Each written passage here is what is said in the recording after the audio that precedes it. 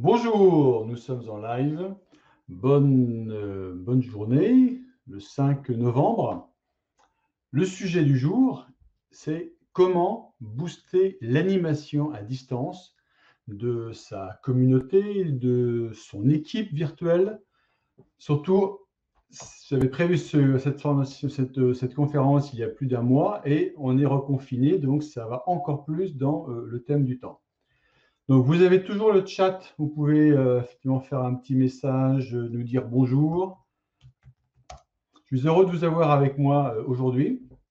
Et donc, nous allons traiter de ce sujet extrêmement important dans le cadre de mon cycle de conférences.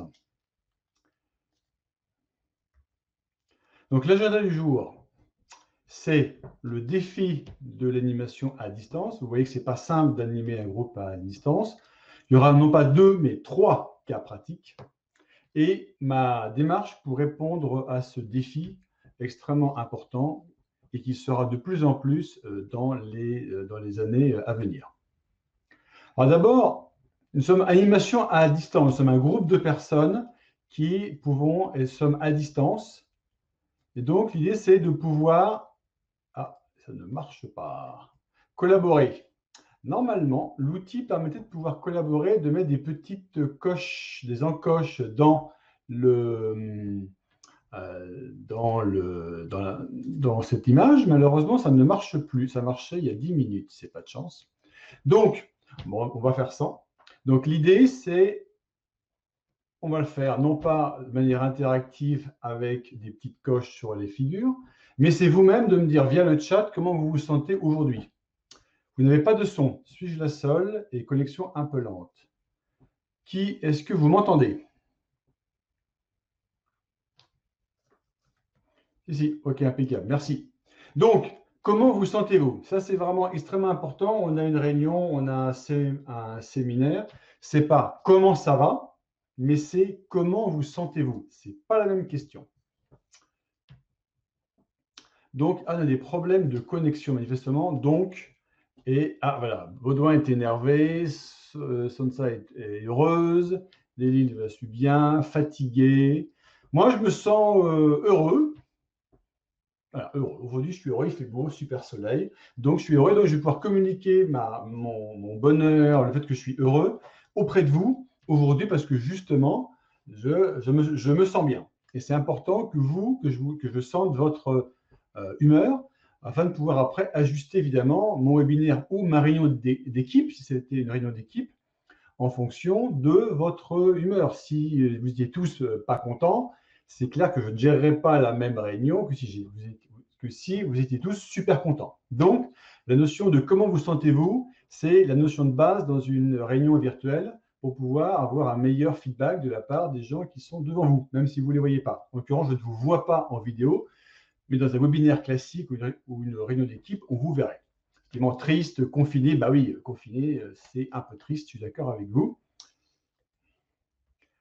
Donc, ce qui nous réunit aujourd'hui, c'est la notion de distance. Et donc, en particulier, j'ai lu tous vos petits messages avant dans votre inscription. Et effectivement, les problématiques étaient très souvent les mêmes. C'est animer ma communauté à distance, de façon synchrone, comme maintenant avec un webinaire, ou asynchrone via les outils collaboratifs. Être à l'aise pour animer mes réunions virtuelles avec mon équipe à distance, alors qu'avant je le faisais dans une salle avec mon équipe près de moi, et là maintenant je dois les faire à distance, que ce soit en télétravail ou dans d'autres lieux, en France ou à l'étranger.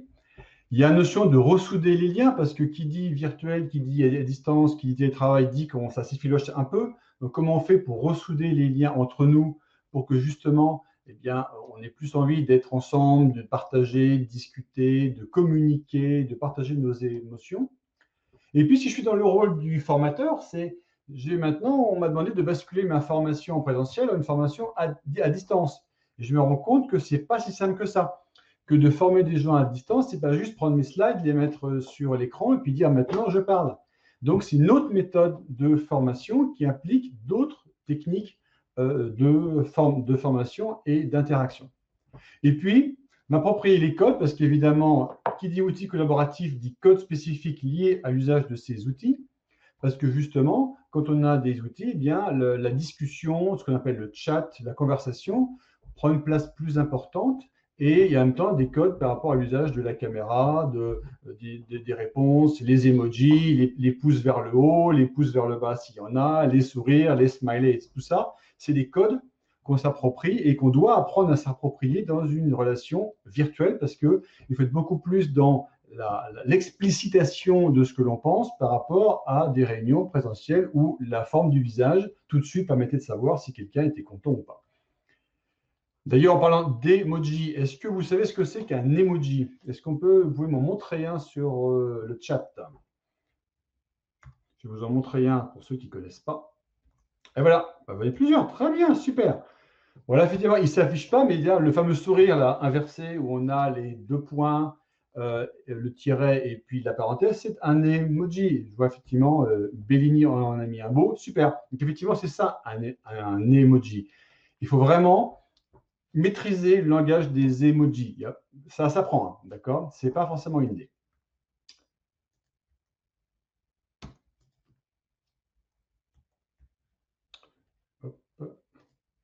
Et donc, là, on parle d'animation à distance. Et donc, vous êtes confronté à l'animation à distance, à la problématique d'animation à distance.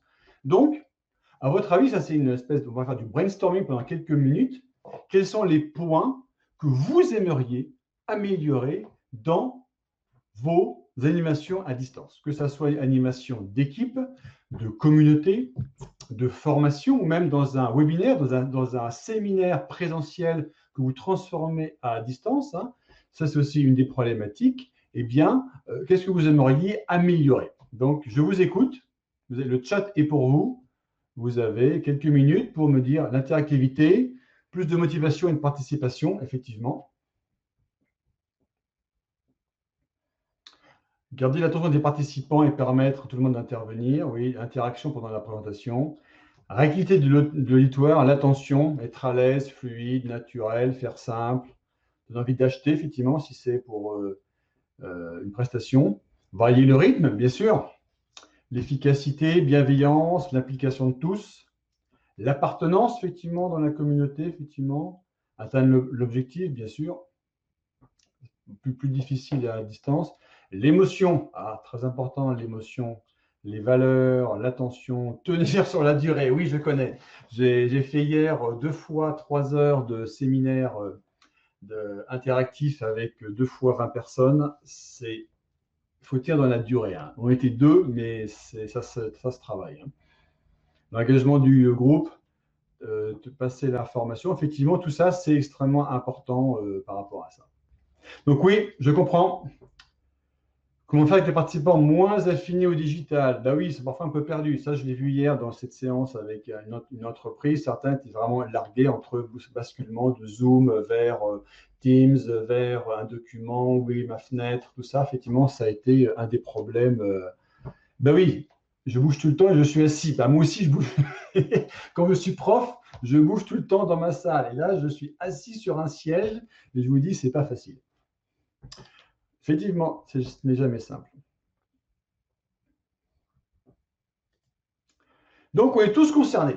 Effectivement, quand je vois votre chat, tous concernés, parce que depuis qu'ils sont en télétravail, moi, avec mon équipe, je suis un peu coincé parce que je n'arrive pas à bien interagir avec eux. La notion de relation a été un peu diminuée parce qu'on ne se voit plus.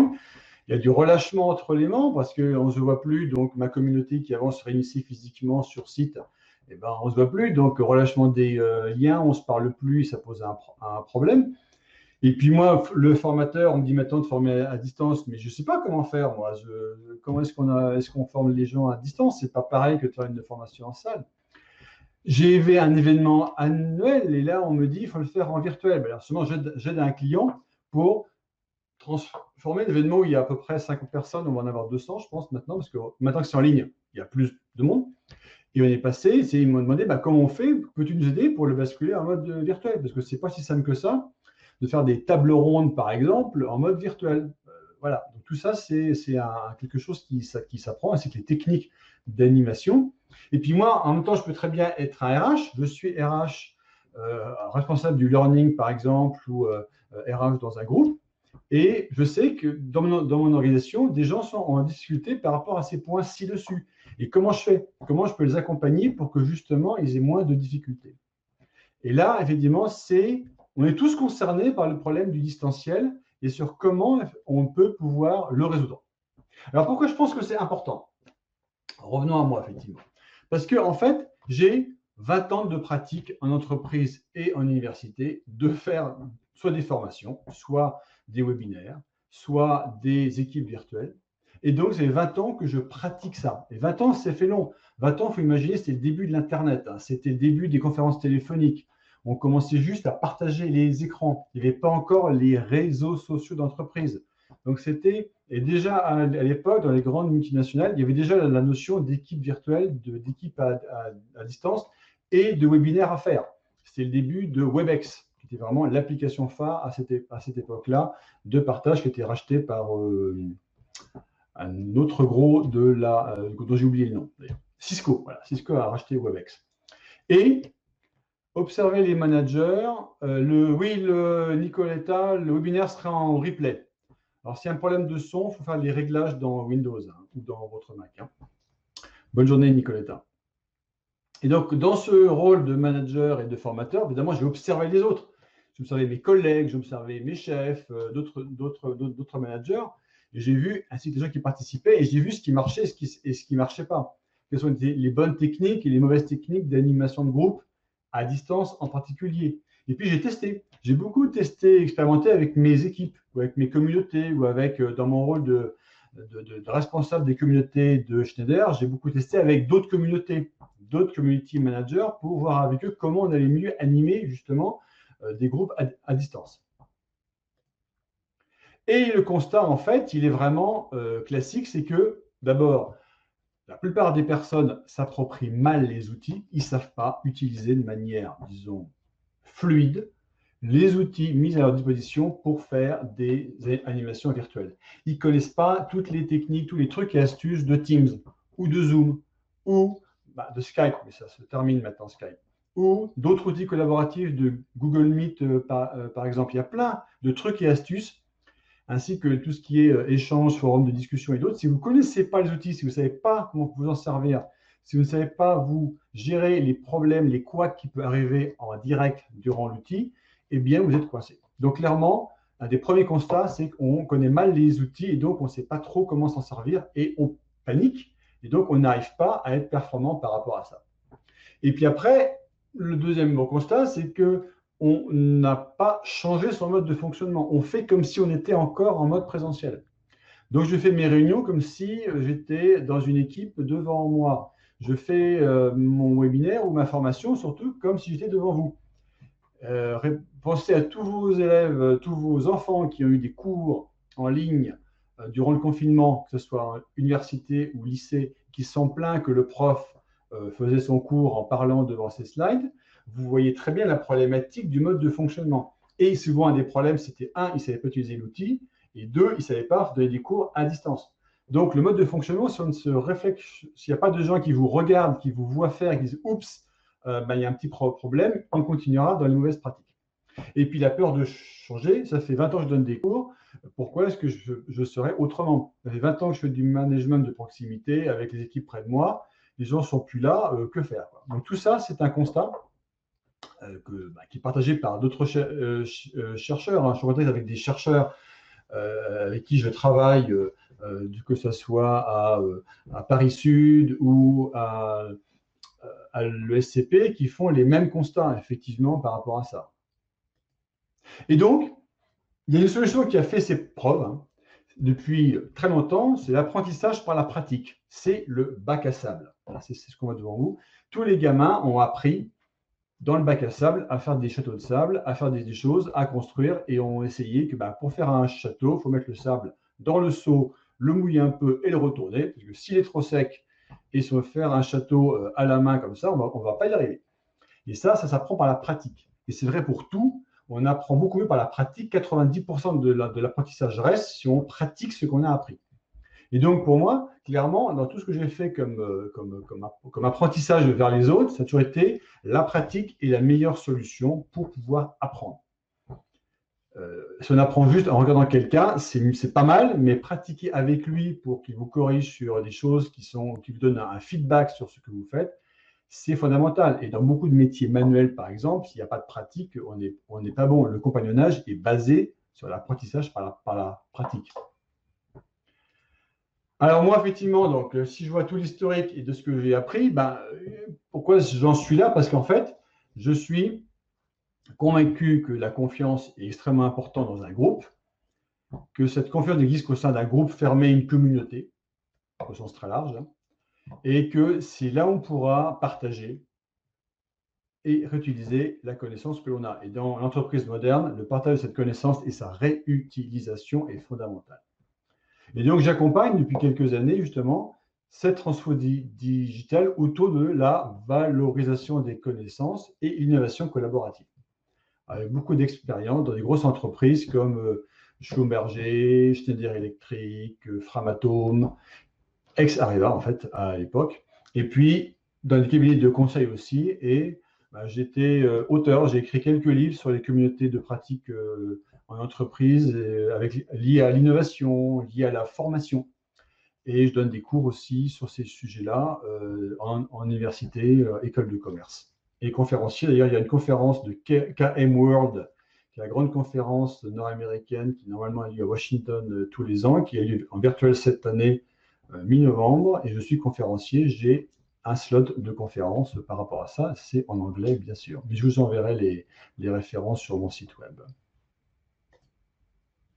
Et donc, par rapport à ça, je donne des masterclass. Et là, c'est la 4e masterclass que je fais sur les sujets liés autour de la valorisation des connaissances. Et c'est là, il y a un focus précis sur animation à distance et comment la booster, parce qu'effectivement, il y a des trucs et astuces pour vraiment booster cette animation que vous faites peut-être bien, peut-être moins bien, que vous voudriez faire mieux surtout, et vous avez besoin d'aide. Effectivement, c'est là un peu le rôle. Et c'est pour ça, effectivement, que si vous avez, effectivement, si vous dites, j'ai des difficultés avec mon équipe depuis qu'ils sont en télétravail, si vous vous rendez compte qu'il y a un relâchement entre les membres de votre communauté en tant qu'animateur, si vous dites, j'ai des problèmes pour former à distance, ça ne marche pas très bien, ça pourrait être mieux. On m'a dit de basculer mon événement présentiel en un événement virtuel et j'ai 100 personnes, 200 personnes en virtuel. Ou vous êtes RH et vous avez effectivement, vous vous rendez compte que des gens dans votre organisation ont des problèmes, eh bien, n'hésitez pas, c'est votre situation, c'est votre contexte, vous me contactez. Il y a un petit bouton là-haut qui est marqué « Cliquez ici pour prendre rendez-vous », c'est gratuit, vous me contactez et on pourra discuter sur votre situation qui est liée justement, en l'occurrence, à tout ce qui concerne donc le distanciel, de telle manière que vous puissiez facilement avoir des réponses, un éclairage par rapport à votre situation. Donc, n'hésitez pas, il y a un petit bouton là-haut, cliquez ici, et ça permettra effectivement qu'on ait un entretien adapté, vous et moi, sur vos difficultés et vos besoins. Alors, j'ai un petit quiz pour vous. Voilà, je lance l'enquête. Vous devriez voir l'enquête devant vous, qui est comment évaluez-vous votre utilisation de votre outil collaboratif principal, que ce soit Teams, Workplace, Zoom, d'autres d'ailleurs, que ce soit aussi, il y a plein d'outils collaboratifs, et on peut effectivement bien l'utiliser et savoir comment ça marche. L'utiliser souvent, mais être un peu, comment dire, débutant par rapport à ça, on ne connaît pas trop toutes les fonctions.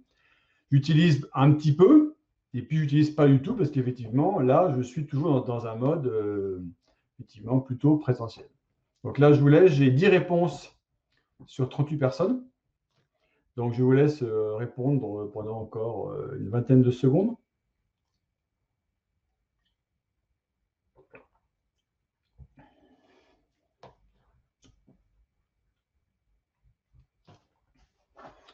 Pauline, vous avez cliqué, première réponse. Hein, bravo.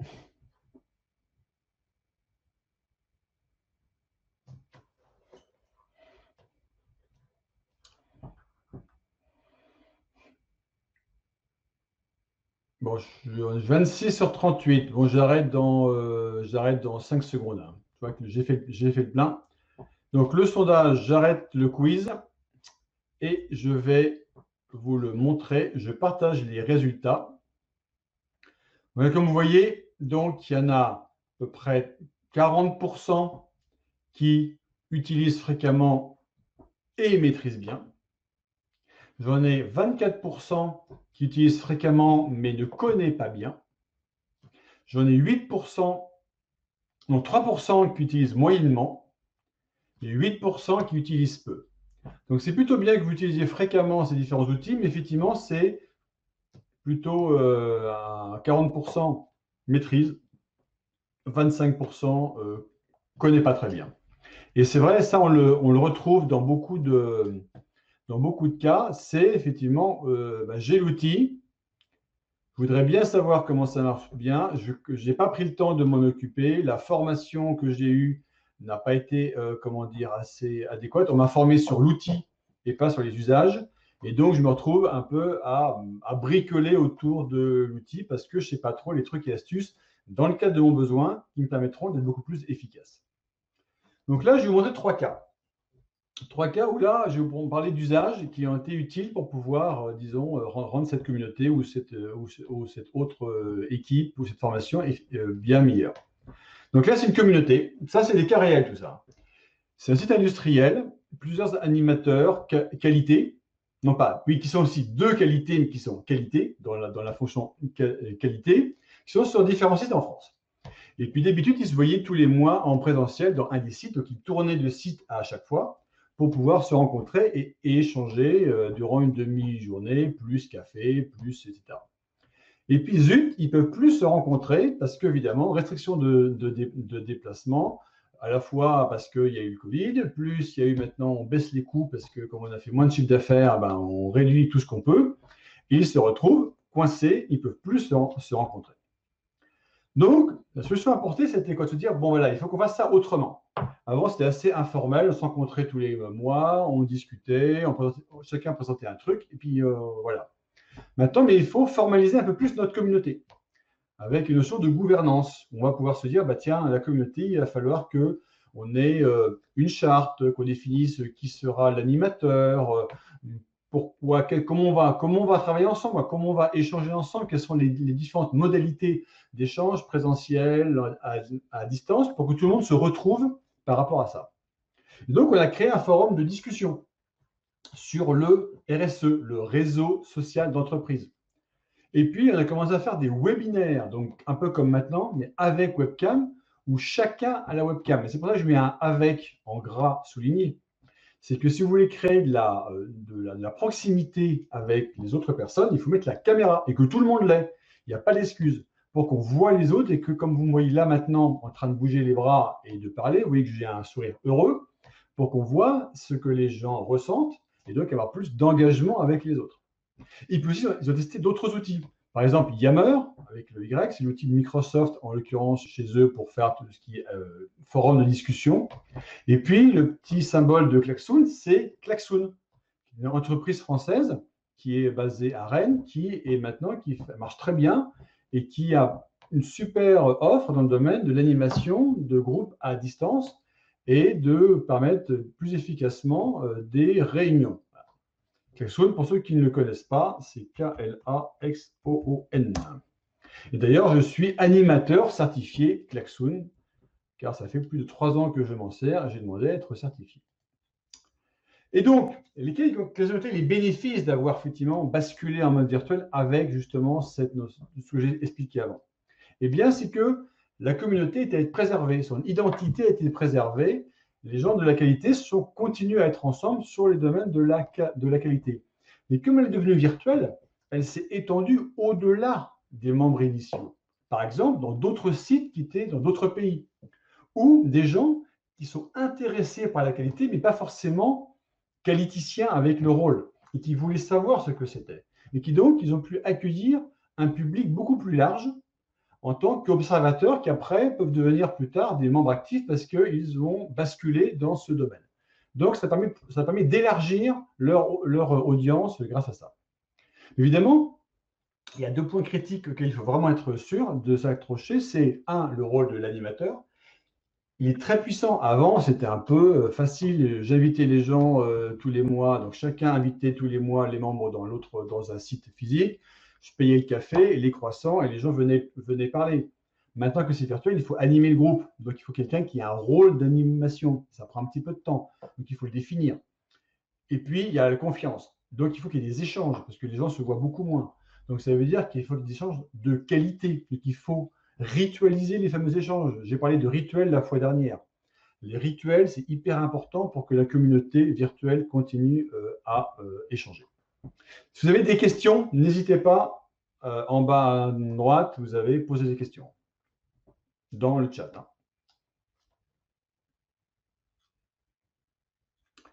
Le deuxième cas, c'est une équipe répartie sur plusieurs sites. Donc là, et là, c'est carrément, c'est mon cas à moi. Donc ça, c'est mon cas perso. Il y a quelques années, pendant au moins 5 ans, j'étais tout seul à Paris, dans mon entreprise, au siège, et mon équipe était répartie entre 2 à Grenoble et 2 à Barcelone. Et vous imaginez la chose, c'est qu'on est seul, l'équipe est à distance, et donc, la problématique dont je vais parler maintenant, c'est les réunions hebdomadaires, les rendre agréables et engageantes, et pas seulement une liste de qu'as-tu fait, que vas-tu faire, parce qu'au bout d'un moment, ça ne marche plus. Ça. Donc, comment rendre ces fameuses communautés hebdomadaires agréables et engageantes? Alors, question effectivement de Philippe, comment s'évaluer qu'on est un bon animateur ou pas? Je pense qu'il faut que l'on vous regarde et je pense que oui, déjà on peut poser la question. C'est par un petit quiz à la fin de votre animation. Avez-vous aimé ce qui a été présenté? Qu'aurais-je pu améliorer? Déjà un petit quiz en fin de session permet d'avoir un ressenti sur est-ce que c'était intéressant ou pas ce que j'ai fait et est-ce que je passais bien ou pas. Ça, c'est la première partie. Et puis deux, c'est un feedback honnête. Vous demandez aux gens des feedbacks anonymes, honnêtes, permettant de pouvoir avoir justement votre ressenti. Et ça, c'est très efficace. Mais l'auto-évaluation, c'est très difficile. Et si vous vous filmez, vous direz que vous êtes mauvais parce qu'on pense toujours qu'on est mauvais quand on se voit en train d'être filmé. Par contre, le feedback honnête des autres et puis le feedback anonyme via un quiz permet d'avoir une meilleure, effectivement, évaluation de soi-même. Donc moi, tout seul, réunion hebdomadaire, comment la rendre engageante et agréable. Et là, c'était le scrunch, comment je fais. D'accord?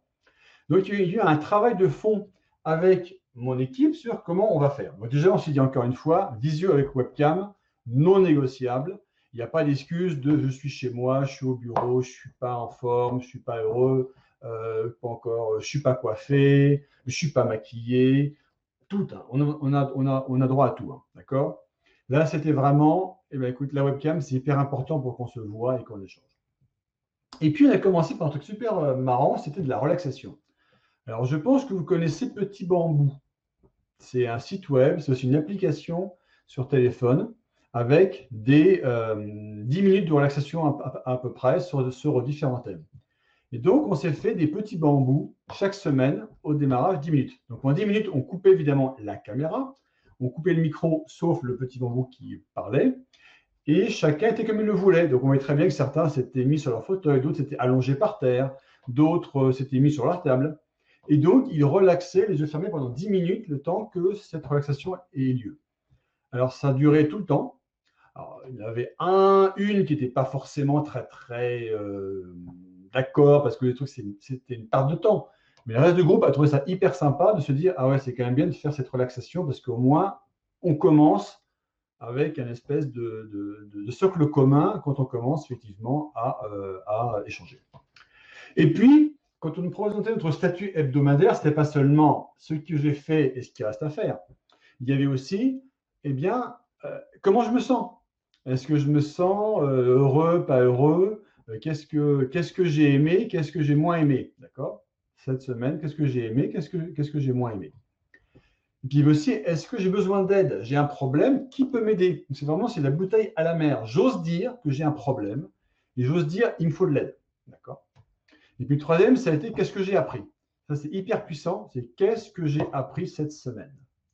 Et là, j'avoue, ça demande effectivement à se creuser le crâne, de dire qu'est-ce que j'ai appris qui pourrait intéresser les autres. Et là, cet apprentissage, cet co-apprentissage de ce qui a été appris aux autres, vraiment, ça a été super, super efficace. Et il peut y avoir du brainstorming, évidemment, encore une fois, du klaxon avec des post-it virtuels et d'autres pour pouvoir justement échanger comme ça. Question, justement, dans le chat. Vous-même, est-ce que vous faites ça? Est-ce que vous faites ce genre de choses dans vos équipes? Est-ce que vous faites ce genre d'animation d'équipe avec justement la webcam? Est-ce que vous mettez la webcam, par exemple? Est-ce que vous faites des pages de statut un peu plus sympas que dire juste qu'est-ce que tu as fait, qu'est-ce qu'il reste à faire? Ce qui garde tout le monde d'ailleurs au bout d'un moment. Donc là, je vous dis oui pour la webcam. Et il y a un statut qui va au-delà du simple faire, reste à faire. On va remettre méthode d'équipe, ouais, ça oui. Webcam et saturation de la bande passante pose problème, c'est vrai. Webcam oui, relaxation non. Webcam toujours. Webcam oui, le reste non. Donc le brainstorming, c'est hyper efficace pour avoir des idées des autres. Là, on l'a fait en chat, par la discussion. On peut aussi le faire par des post-it, c'est quand même plus sympa. Je voulais le faire par post-it cette fois-ci, mais je le ferai la prochaine fois parce que je veux être sûr que je maîtrise bien l'outil collaboratif qui y passe. D'accord. Jamboard aussi, effectivement, oui. Le temps météo, très bien. Alors, la webcam, un petit conseil, s'il y a trop de monde sur la webcam et vous vous rendez compte que ça bug un peu sur votre ordinateur, coupez votre webcam. Et là, on accepte qu'on coupe la webcam pour des problèmes de bande passante. Et puis, sur Teams, par exemple, on peut couper sur Teams les webcams que l'on reçoit. Et donc, on a beaucoup moins de flux vidéo qui arrive, donc on a une meilleure bande passante disponible. Donc, on peut couper la webcam qui rentre et couper celle qui sort. D'accord? Très pratique. Et donc, les bénéfices in fine, c'était quoi? Plus de cohésion et d'envie, parce qu'on avait envie de se rencontrer chaque semaine. Entraide dans le groupe, parce que les fameuses « j'ai besoin d'aide », ça facilite l'entraide entre les membres de différents sites. On rappelle Grenoble, Paris et Barcelone. Donc, entraide meilleure entre les membres. Pareil, comme le groupe partageait les choses, les nouveaux venus trouvaient ça hyper sympa de venir parce qu'il y avait une entraide entre les membres, il y avait des réunions sympas et il y avait plein d'idées qui étaient générées parce que justement, on mettait de la place pour les idées, pour des brainstorming.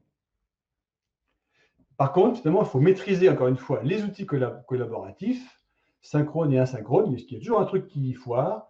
Je passe une vidéo sur mon PC, je la partage et le son ne passe pas. Je partage et puis, manque de bol, ça plante et je ne sais pas comment retrouver mon partage. Et il faut rythmer, toujours pareil. Le rythme, c'est super important de rythmer les échanges entre les gens et pas faire du bob, bob, bob, bob, bob, bob, bob, bob, bob, sinon vous allez perdre tout le monde. Mais ça, vous le savez, mais c'est toujours mieux de le redire. Et cas numéro 3, c'est donc la formation à distance. Ça, c'est l'autre cas. C'est, là, c'est encore moins, mais ça peut être d'autres personnes, c'est pareil. Je devais former 70 personnes en 1h30 sur un thème qui était la bonne manière de concevoir des sondages. Typiquement, 1h30, ce n'est pas court. Donc, comment je garde les gens concentrés pendant 1h30 sur un sujet comme ça et les faire réfléchir sur leur pratique à eux par rapport à sondage. Tout le monde pense qu'il sait faire des sondages. Tout le monde pense qu'il a les bonnes questions. Tout le monde pense que c'est très facile de faire des sondages. On pond 4 questions, on balance et c'est facile. Eh bien, non. C'est le but de la formation, que les gens se rendent compte que ce n'était pas simple. Et donc, comment j'ai fait? J'ai encore fait du rythme. Et donc, j'ai rythmé les phases du cours avec des quiz auprès des apprenants. J'ai fait faire des travaux individuels, en l'occurrence, qui travaux individuels dit travaux individuels numériques. Donc, ils devaient travailler sur un petit sondage à faire eux-mêmes. Et donc, ils avaient chacun leur document Word ouvert sur le sondage. Et moi, je pouvais me balader en tant que formateur, non pas derrière leur table, parce qu'ils étaient table virtuelle, mais je pouvais voir leur document Word aussi. Comme un document Word dans Teams est peut-être édité par plusieurs personnes, je pouvais me promener de document en document pour voir comment travailler les autres. Et donc, je pouvais voir leurs travaux et à la fin, disons, choisir les 4-5 travaux les plus intéressants, les plus significatifs pour montrer aux autres, voilà, pour la même problématique, voilà les réponses de chacun pour qu'on puisse se comparer et donc réaliser in fine que pour la même question, pour un sondage, pour la même problématique, il y a autant de questions que de personnes.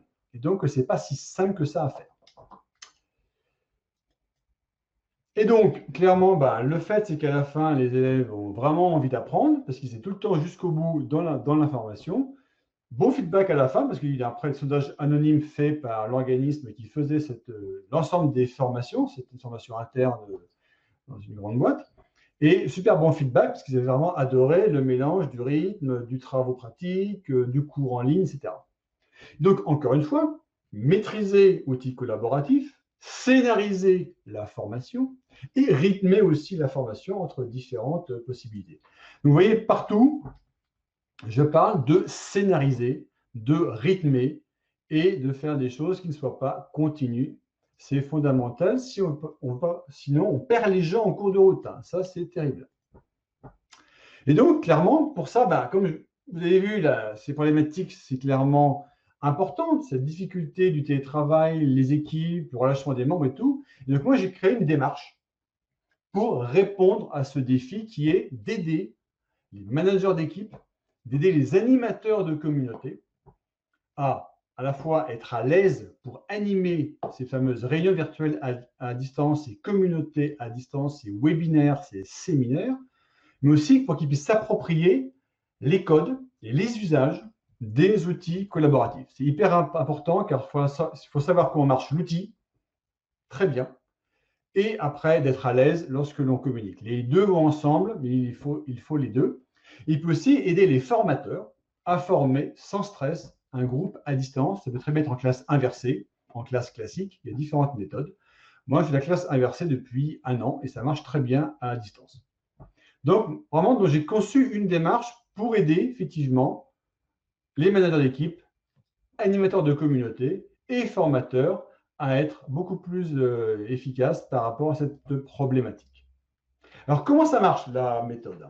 L'idée, c'est de se dire, bon, on va se rencontrer, première réunion, vous exposez votre contexte de travail, vos besoins, vous me montrez vos outils collaboratifs, que ce soit dans l'environnement Google, Microsoft ou autre d'ailleurs.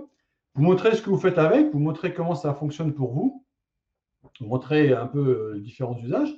Et puis après, je vais réfléchir, moi, après cette réunion, sur un scénario d'usage, des trucs et astuces qu'on peut mettre en œuvre pour le rendre à la fois plus fluide, plus interactif et d'autres. Et puis, on se reverra pour une seconde réunion où là, nous testerons ensemble ce scénario sur votre poste de travail, dans votre contexte, afin que vous puissiez effectivement être vraiment au poil par rapport à ça, à l'aise devant le public qui sera prêt. Et ainsi, en ayant pratiqué ensemble, évidemment à distance, parce que là en ce moment on est en mode virtuel et pendant les mois qui viennent ça va être le cas, c'est pour être en présentiel, mais on peut aussi le faire en virtuel, il n'y a pas de problème par rapport à ça. Et donc vous serez à l'aise pour mieux captiver et beaucoup mieux engager effectivement les personnes avec qui vous serez, et donc vous pourrez avoir un meilleur leadership. Alors, je ne sais pas si vous avez remarqué depuis tout à l'heure, c'est qu'en fait, ma formation, ce webinaire, elle est rythmée. Il y avait à la fois moi qui parle, vous avez eu droit à 2 exercices de brainstorming. Donc, le premier, c'était la météo du groupe, et après, c'était une question. Aussi, brainstorming par rapport, parfois, questions-réponses dans le chat. Donc, j'ai rythmé la chose pour qu'en 1h30, eh bien, vous ayez justement des hauts et des bas comme ça, parce qu'on considère qu'au bout de 20 minutes à peu près de continu, l'être humain commence à avoir le cerveau qui part un peu ailleurs. Donc, si on veut reconcentrer les gens vers le but du webinaire, de la réunion, de la formation, eh bien, il faut rythmer par des scènes de 20 minutes, quitte à casser un peu le rythme pour que les gens, effectivement, reprennent leur rythme à eux. D'accord ? Donc, ça, c'est hyper important. Dans cette formation-là, dans ce webinaire-là, vous avez vu, j'ai cassé le rythme plusieurs fois sciemment. Donc, je reviens effectivement sur, in fine, je vous conseille, même je vous suggère, je vous propose de prendre rendez-vous avec moi pour effectivement que vous m'expliquiez votre difficulté, votre problématique avec votre équipe, votre problématique avec votre communauté, votre problématique avec la formation à distance, par exemple, et votre problématique liée au basculement d'un événement virtuel à un événement réel. Non, l'inverse, réel à virtuel. Là, j'ai quelqu'un avec qui je vais travailler sur l'aspect, effectivement, basculement réel, virtuel, dans les différentes salles dont elle s'occupe en tant qu'animateur. Et donc, et en tant que RH, prendre contact aussi avec moi pour voir par rapport aux gens de votre entreprise qui sont en difficulté, comment on pourrait résoudre le problème.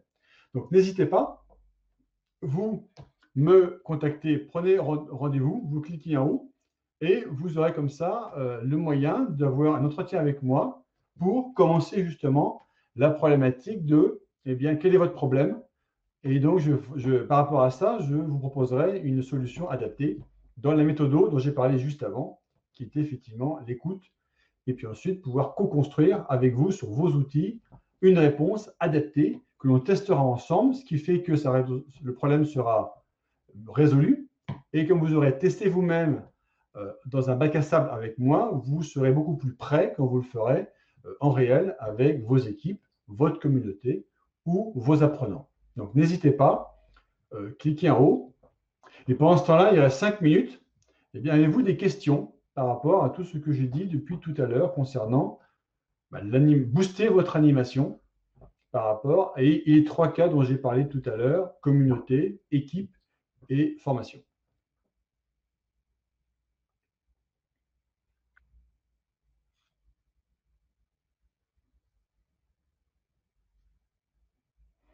Effectivement, Kahoot, c'est notre outil, Kahoot, qui est utilisé beaucoup par les professeurs à l'université, qui permet de faire des quiz, des sondages en direct dans une classe.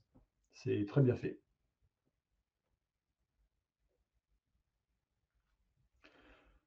Ah, comment écarter, ralentir un participant qui monopolise l'attention pour laisser parler les autres? Bah oui, ça c'est un grand classique. Alors, il y a la méthode forte qui est, vous avez le contrôle parce que vous êtes l'animateur du groupe. Donc, vous avez l'arme ultime qui est de couper le micro. Ça, vous avez le droit. Non, vous avez le pouvoir d'ailleurs. Vraiment, c'est un pouvoir discrétionnaire à manipuler avec disons, doigté. Par contre, ça va, c'est faire comprendre à quelqu'un, et donc il ne faut pas hésiter de l'interrompre. Hein. C'est que vous devez être capable de dire comme vous feriez dans une salle, et s'il te plaît, laisse parler les autres, ben, c'est de dire écoute, stop, laisse parler les autres, parce qu'il y a machin qui n'ont pas parlé dans la réunion, et donc, si vous ne prenez pas le contrôle de votre groupe à distance, vous êtes mort. Donc, c'est vraiment cette notion d'être aussi attentif aux signaux, voir la tête des autres sur la webcam pour se rendre compte qu'il y a un problème parce qu'ils commencent à se dire mais qu'est-ce qu'il raconte? Et là, hop, c'est embrayer et couper et aller devant. Et si vraiment ça devient infernal, dans ces cas-là, couper les micros devient la seule solution viable. Mais c'est vraiment la dernière extrémité quand il y a beaucoup de gens.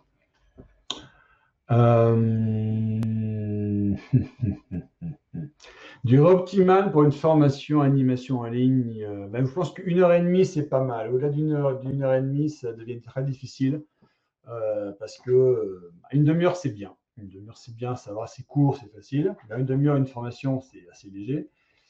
Une heure, oui. Une heure et demie, c'est le maximum. Au-delà d'une heure et demie, il faut qu'il y ait une pause, sinon les gens auront mal aux fesses et ça va être très difficile. Donc, effectivement, allez, 3/4 d'heure. Ça donne du temps. 3/4 d'heure, vous commencez un peu en retard.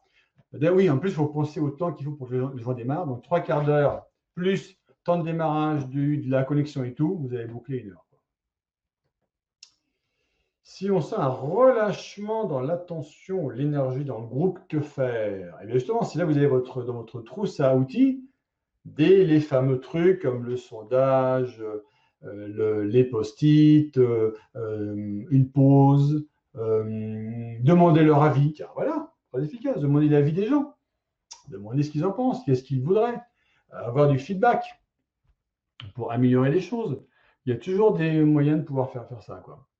Oui, duo, formateur, animateur, oui, évidemment. Quand on est en ligne, s'il y a beaucoup de gens, si vous voulez faire une formation, par exemple, c'est clair qu'à deux, c'est mieux. Parce qu'à deux, il y en a un qui peut gérer les questions sur le chat pendant que l'autre est en train de parler.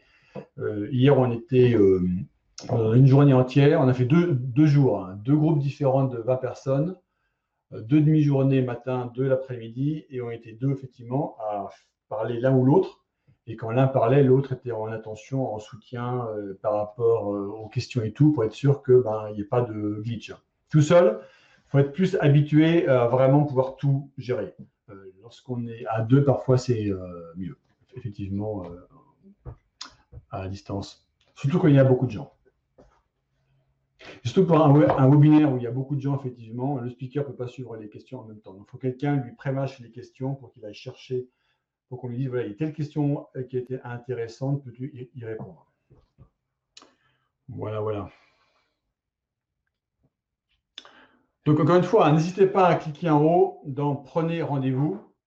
C'est gratuit, mais ça a de la valeur, justement, sur votre situation entre télétravail, équipe, difficulté avec l'équipe, relâchement des liens entre les membres de ma communauté, difficulté à former à une distance, par exemple, basculement d'événements vers le virtuel, difficulté des gens dans mon organisation, comment faire? Classe inversée. Alors, j'ose effectivement, donc il y a des livres sur le sujet. La classe inversée, d'ailleurs, j'en ai deux ici. Ceux-là, par exemple, je ne sais pas si vous les voyez. L'idée de la classe inversée, c'est de, en gros, les élèves font le cours. En gros, c'est ça, quoi. Le prof prépare les grands thèmes et les élèves font le cours, remplissent les trous et c'est eux après qui font le cours. J'ai fait une classe inversée avec un groupe d'une trentaine de personnes à la Sorbonne Nouvelle cette année d'ailleurs. Je vais recommencer l'année prochaine, qui était prévu dès le début en mode classe à distance et ça a très bien marché. Les élèves ont vraiment adoré. Mais il faut la travailler. Hein. C'est vraiment un changement de paradigme complet. La classe inversée, c'est plus vous qui avez les slides et qui parlez.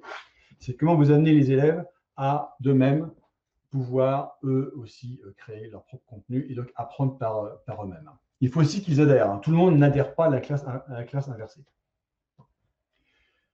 Les emojis, je pense qu'il faut qu'on vous les montre. Hein. Je me souviens, j'avais quelqu'un avec qui j'étais en contact il y a une cinquantaine d'années sur WhatsApp et qui n'utilisait jamais les emojis parce qu'elle ne comprenait pas. Donc, j'ai dû lui montrer 5 ou 6 emojis en disant, voilà, celui-ci veut dire « je suis content », celui-ci veut dire « je suis surpris », celui-ci veut dire ci et ça, et avec une espèce de traducteur emoji signification. Et maintenant, elle s'en sert. Mais au départ, ce n'était pas du tout dans ses habitudes. Donc, il faut un petit dico. Voilà, écoutez, il est 18, 3 minutes de trop. Donc, je vous souhaite une bonne journée. Prenez rendez-vous, vous cliquez, le lien aussi est dans le campus online, c'est marqué en haut du chat, allez-y. Et la prochaine fois, ce sera en décembre, début décembre. Bonne journée.